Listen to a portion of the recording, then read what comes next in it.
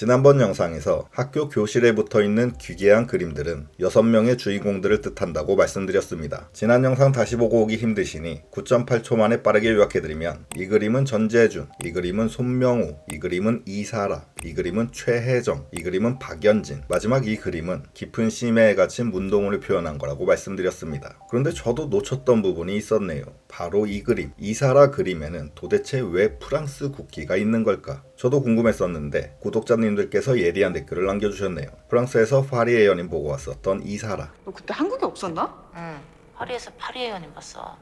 다운받는데 사흘씩 걸리는데 그걸 봤다? 제일 먼저 남겨주신 보라민님을 시작으로 많은 분들께서 같은 의견 주셨습니다. 그럼 이 그림은 프랑스에 다녀왔던 이사라와 정확히 일치하니 이 교실 안의 그림들은 제작진이 의도적으로 넣어놓은 장치임이 틀림없습니다. 이 6장의 그림이 끝일까요? 문동훈 발걸음 사뿐사뿐 두 발짝 더 나아가 봅니다. 2장의 그림이 더 나오네요. 오늘 중요한 이야기는 따로 있기 때문에 이 그림들은 간략히만 짚고 넘어가겠습니다. 위의 그림은 문동훈과 주여정입니다. 얼굴이 포개져 있네요. 촉촉 달달한 키스, 사랑의 완성 그림입니다. 둘은 당연히 결국 이뤄질 거라는 암시네요. 작가님은 말했습니다. 초고를 써놓고 보니 로맨스가 너무 많아서 감독과의 협의하에 상당 부분을 털어냈다고. 애초에 이뤄지지도 않을 로맨스에 그렇게 많은 공을 들였었을까요? 또 모든 복수가 끝난 후 어둡기만 했던 문동훈의 인생에도 새로운 출발, 희망의 메시지를 보여줘야 되는데 그럴 땐 사랑의 힘, 로맨스의 완성만 한 게 없습니다. 아래 사진은 딱 봐도 하도영입니다. 베일에 감춰져 있는 인물이죠. 얼굴 한쪽이 속을 알 수 없게 비어있고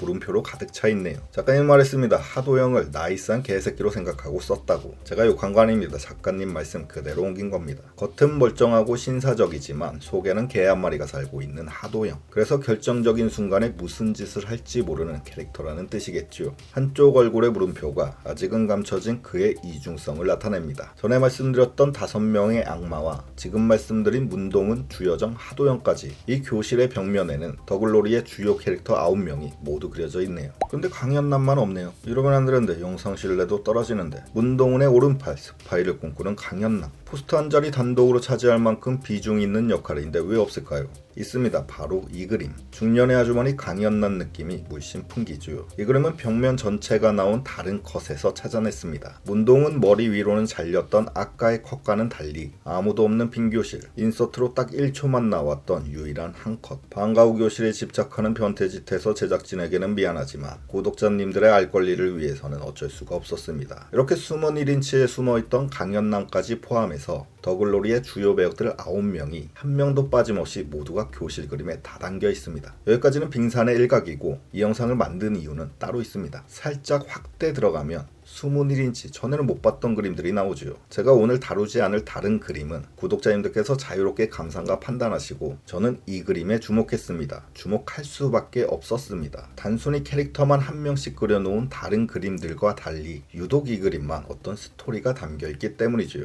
그렇다면 월척, 스포를 심어놨을 가능성이 있습니다. 깨지는 화질이 아쉽지만 사정없이 확대 들어가 보겠습니다.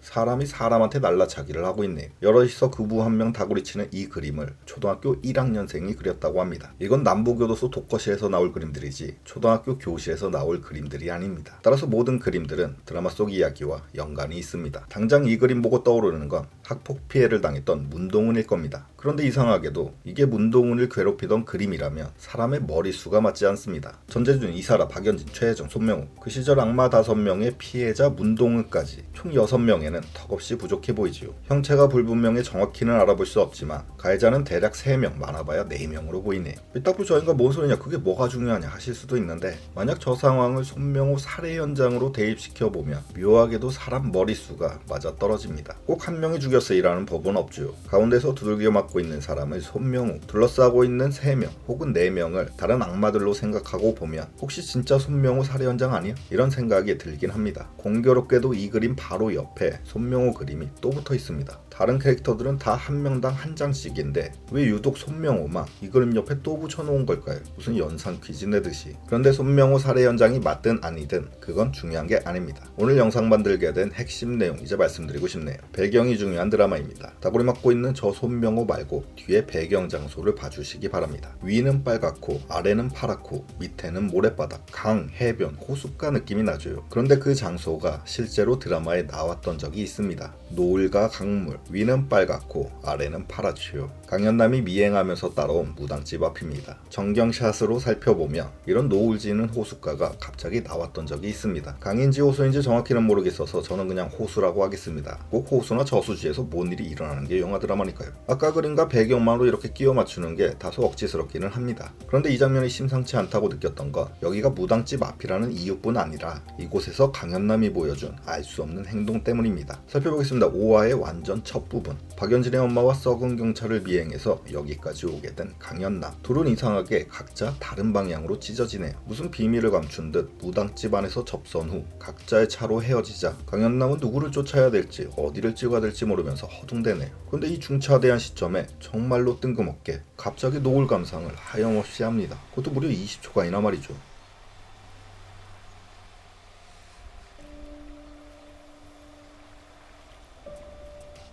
불필요한 장면, 없어도 되는 장면, 지루한 장면 다 걷어내서 런닝타임 맞추는 영화 드라마에서 이런 노을 감상에 무려 20초나 할애를 했다는 건 분명히 뭔가가 있다는 거네. 복선이든 감독의 의도든 주제를 관통하는 메시지든 아주 중요한 장면이라 무조건 들어가야만 했다는 겁니다. 노을 아주 예쁘고 현남도 그래서 바라보지만 반대의 시각으로 바라보면 붉게 물든 현남의 얼굴, 피로 얼룩진 고요한 호숫가, 흡사 영화 곡성 같은 불길한 느낌이 물씬 풍깁니다. 현남에 대해서도 노을 예쁜 애가 아니라 노을 미쳤네입니다.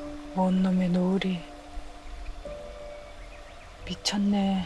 불길한 기운이 감도는 무당집. 저 붉은 노을지는 무당집에서 나온 연진의 엄마와 썩은 경찰은 우리가 상상하는 것 이상으로 미쳤을 수 있습니다. 그게 뭘까요? 저 무당집 안에서 무슨 일이 일어나는지 정확히는 알 수 없지만 불법적인 일은 분명해 보입니다. 그런데 생각해보면 시청자들 모두가 남은 악마 4명의 권선징악 결말에 관심을 갖고 있는 사이 어찌 보면 더 큰 벌을 받아야 하는 자, 진짜 근본적인 악의 씨앗은 저 박연진의 엄마와 경찰이 아닌가 하는 생각이 듭니다. 그런데 불법적인 일 조금 해가지고 체포재판 깜빵 이렇게 평이한 저들의 결말이 나올까 싶네요. 현실적으로는 그게 맞지만 드라마적 엔딩으로는 부족해 보입니다. 모두가 복수의 대상입니다. 문동훈의 담임은 잘못 키운 아들 때문에 죽었죠. 박연진의 엄마와 경찰 또한 박연진 때문에 비참한 최후를 맞이하지 않을까 싶네요. 그렇기 때문에 단순 불법적인 일을 넘어서서 엄마와 경찰 또한 손명호 살해 혹은 윤소희 시체 증발에 어떤 식으로든 연관되어 있을 것 같습니다. 엄마가 전에도 말했지.